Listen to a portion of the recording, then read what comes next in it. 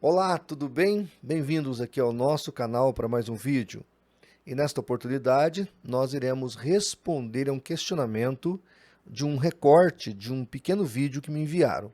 Neste vídeo, o indivíduo diz o seguinte, que não existia diabo no Velho Testamento, que o diabo é um construto religioso do Novo Testamento. Então, nós vamos abrir a Bíblia, vamos mostrar algumas questões para você e vamos explicar este fato, tá bom? Então fique ligado, porque com certeza este vídeo vai te trazer bastante elucidação. Entenda uma coisa, querido. Se tem um indivíduo que gostaria de passar despercebido na nossa existencialidade para poder desgraçar o máximo possível da nossa vida, é o diabo. Então fique atento ao que nós vamos falar. Bem, gente, vamos lá. Antes dos meus recados, eu tenho aqui um importante. Neste mês de fevereiro, no dia 29, às 22 horas, aqui no canal, vamos fazer um sorteio muito interessante de alguns livros apologéticos e desta belíssima Bíblia apologética com apócrifo. Vai lá na nossa plataforma do Apoia-se, se inscreva, colabore conosco e todos os meses você participará aqui deste belíssimo sorteio. Outra coisa importante que eu sempre tenho falado aqui é do nosso app. Hoje, inclusive, o Webmaster entrou em contato, o aplicativo estava sem atualização para os novos celulares, não conseguia atualizar nos novos Androids. Ele conseguiu atualizar, então agora, seja Android ou iPhone, está funcionando, você pode entrar em qualquer uma das plataformas de celular e você vai conseguir atualizar e ter o aplicativo gratuito do CACP. E se você ainda não se inscreveu no canal, se inscreva, curta, compartilhe o nosso vídeo e nos ajude a fazer pela verdade o que as seitas fazem pela mentira. Vamos então aqui ouvir um indivíduo comentando e logo em seguida eu venho explicando. No Velho Testamento não tem diabo. Já pensou nisso? Que não tem diabo? É mesmo. Então, se é para castigar o povo egípcio, é Deus mesmo que castiga. Sim. Mas no Novo Testamento, Deus é tão bom, tão bom, Teve tão que bom fazer que um contraponto. para castigar você precisa de um diabo. Pois é. A construção desse diabo no Novo Testamento, ela é inspirada na cultura persa, que tem Ormuz e Ahriman. Tinha um Deus bom e um Deus ruim, que é o maniqueísmo. Ela é inspirada naquele caldeirão cultural, quando Jesus chega, naquela época, os judeus já tinham saído do Egito, já tinham passado pela Babilônia, já tinham sido libertos pelos persas, estavam sob o jugo do romano. Os romanos falavam ali então, falavam latim, falavam grego, na Babilônia se falava aramaico, diz que Jesus falava aramaico, que era a linguagem do povo, e a raiz judaica fala o hebraico. Era um caldeirão cultural muito grande, então Deus e o diabo ele é ressignificado no Novo Testamento numa colcha de retalhos de muitos valores, e esse diabo ele é inventado. Muito bem. Então, o diabo seria inventado no Novo Testamento. Deixa eu só pegar um gancho aqui na frase que ele disse, que no Novo Testamento Deus é tão bom, que aí para castigar alguém precisa ter o diabo. Nota, presta atenção nisso. É importante nós observarmos que de Gênesis a Apocalipse, Deus, quando ele entende que o castigo deve vir sobre uma pessoa, sobre uma nação, isso acontece. E Deus mesmo que operacionaliza isso. Se você pegar o Apocalipse, já que ele citou o Novo Testamento, que existe o diabo porque Deus não castiga, horas. Todo o Apocalipse é Deus jogando aquelas pragas sobre a humanidade. Então, como não é Deus que castiga? Deus castiga mesmo, e sim, obviamente, tá certo? Ele tem paciência, ele é longânimo, ele é piedoso, ele é amor, mas chega uma hora que ele também tem que manifestar sua justiça, porque ele também é justo. Então, já corrigindo aí o primeiro ponto que eu entendo que ele não foi feliz aí na fala dele. Com relação ao Velho Testamento, nós não temos dúvidas que muitas doutrinas elas receberam mais luz agora no Novo Testamento. Isso não há um pingo de dúvidas. É a revelação progressiva. Isso acontece do Velho para o Novo Testamento. Tá certo? Luz agregada à luz, nós temos o Novo Testamento. Tá? Inclusive, quando a gente analisa o Apocalipse, ali, aliás, todo o Novo Testamento, são judeus que escrevem esse Novo Testamento. O único mestiço ali que coloca a mão no Novo Testamento é Lucas.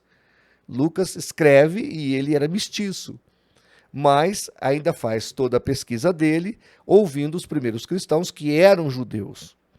Então essa ideia de que é uma invenção ou há um sincretismo, isso aí é uma conjectura, ele tem o direito de fazê-la, mas é só uma conjectura. O primeiro livro da Bíblia, todo mundo pensa que é Gênesis, mas não é. A maioria dos estudiosos entendem que o primeiro livro da Bíblia é Jó, provavelmente escrito por Moisés também. Mas lá, no capítulo 1 de Jó, nós teremos a primeira citação do diabo aparecendo no céu. Jó já mostra a figura do diabo. Então, nós podemos entender que desde lá do século XV, quando Moisés começou a escrever, a cosmovisão de um diabo existe. Tá certo? Isso aí está muito nítido na Bíblia Sagrada.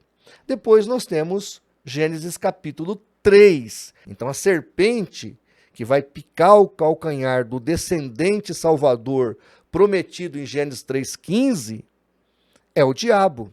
E nós vemos Apocalipse entendendo que aquela antiga serpente era Satanás. Outra coisa importante são os textos de Isaías 14 e Ezequiel 28. E aí, alguns aí na internet estão dizendo, olha, é mentira, porque esses textos não se referem a Satanás. Meu Deus. Bom, Maimônides ele vai dizer que as profecias judaicas elas têm, muitas vezes, mais de um significado e mais de um cumprimento temporal. Ela pode acontecer em temporalidades diferentes sobre aquele evento. Está entendendo? Isso aí é muito comum dentro da profecia, dentro de um contexto profético judaico, pelo menos em Maimônides. E aí o que acontece? Quando você pega Isaías 14, não está falando só sobre o rei da Babilônia, nem Ezequiel 28, falando apenas do rei de Tiro. O texto fala de querubim, fala de anjo. O que nós vemos os dois profetas fazerem é uma analogia entre o que aconteceu com Satanás, ou com o diabo, que é o adversário, e com aqueles reis. Então, é feita uma analogia. Agora, é óbvio que os reis aqui citados em Isaías e Ezequiel não têm todos os predicados do personagem ali citado.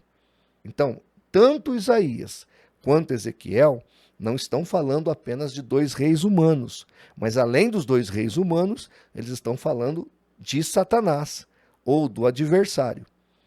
Isso aqui, para mim, está muito claro na palavra de Deus. E vários teólogos, tanto da tradição judaica quanto da tradição cristã, vão usar esses dois textos para identificar a queda do diabo.